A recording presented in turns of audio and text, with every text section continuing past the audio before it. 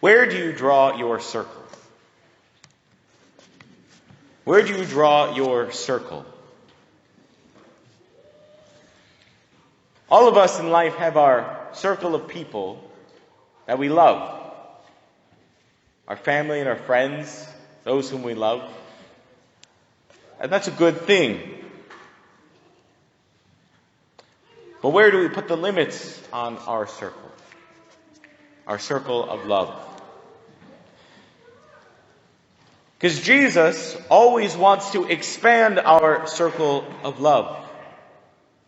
At the call of the gospel and the life that Jesus pours into us is each and every day to expand and enlarge in our circle of love. Who is my neighbor? The man asked in the gospel today. And he asked this, as it says, because he wished to justify himself. Because probably his idea of neighbor was those in his tight circle of love, his family and his friends, his loved ones. And that he knew he was called to love them as himself. But probably not outside of that circle of love. Who is my neighbor? But Jesus then responds with the parable we hear today. The story, the parable of the Good Samaritan. And it's one of those stories where Jesus takes a lot of people's assumptions of the day and preconceived notions and turns them on their head. All to push at the limits of our circles of love, to expand those. Showing that in the life of Christ, as Christians, in a way, we don't get to choose who we love anymore.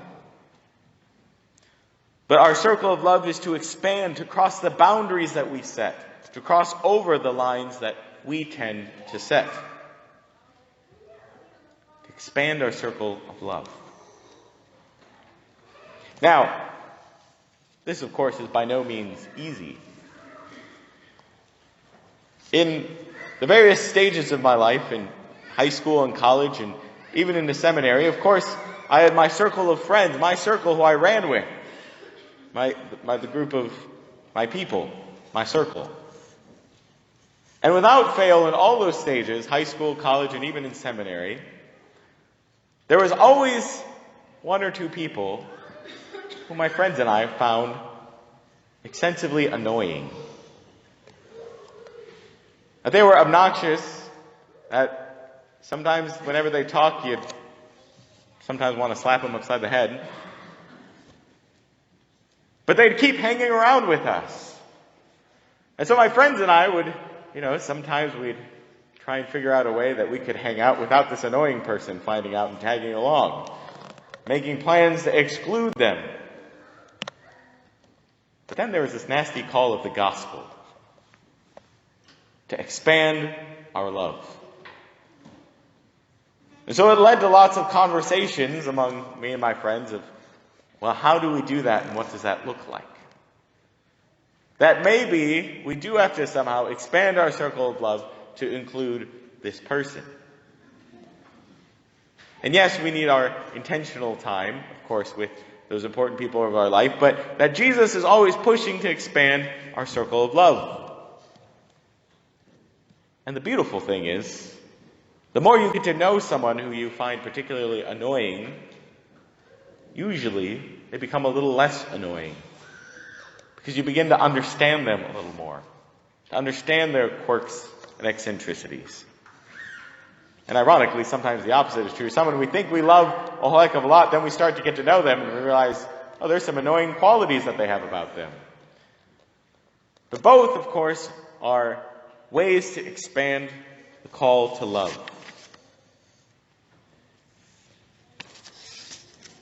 Last fall, I had the opportunity to go to the National World War I Museum in Kansas City, Kansas.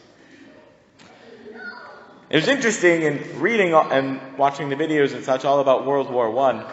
And one thing that the historians talked about that was a major contributing factor they saw that led into the First World War was a rise in what they called nationalism.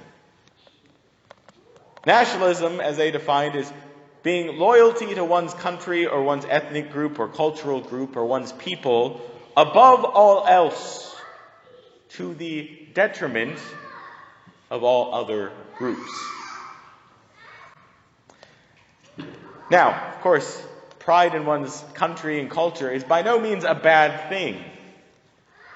What they're talking about is it going to extreme of that, my loyalty is to this group and this people at the expense of all others. That is my highest loyalty.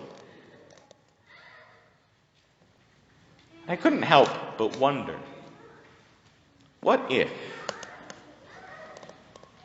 each person in Europe at that time had taken seriously this call of the gospel? That there's a call to a higher loyalty. Loyalty to the call of Christ above all else. This love of Christ that calls us to expand our circles of love. This love that pushes beyond the boundaries we set, culturally, ethnically, nationally. That Jesus always pushes and expands that circle of love.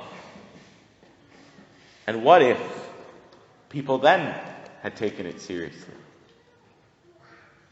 And what if we here now, in our world today, what if each and every one of us took that seriously?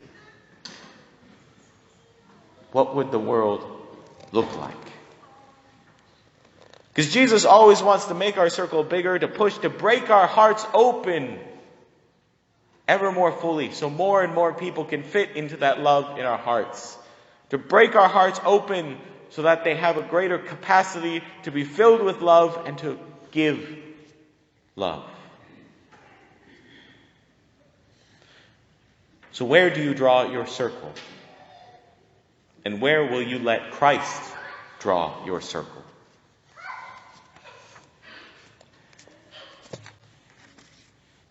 I want to close with a quote from a priest and a Trappist monk who lived in the past century named Thomas Merton.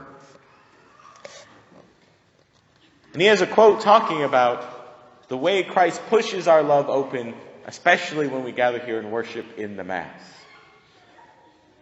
And his words he's writing, he's talking specifically to priests celebrating Mass, but I think it's applicable to all of us as Christians. But here's what he says. If you are afraid to love, never go to Mass. The Mass will draw down upon your soul a torrent of interior suffering which has only one function: to break you wide open and let everybody in the world into your heart. If you're afraid of people, never go to Mass. If you want to guard your heart against invasion, never go to Mass. And when you begin to celebrate Mass, the Spirit of God awakes like a giant inside of you and bursts the locks of your private sanctuary and calls all the people of the world to come into your heart. If you celebrate Mass, you condemn your soul to the torment of love that is so vast and so insatiable that you will never be able to bear it alone. That love is the love of the heart of Jesus, burning within your own miserable heart and bringing down upon you the huge weight of his pity for all the sins of the world. Do you know what that love will do to you if you let it work on your soul? If you do not resist it? It will devour you. It will kill you. It will break your heart.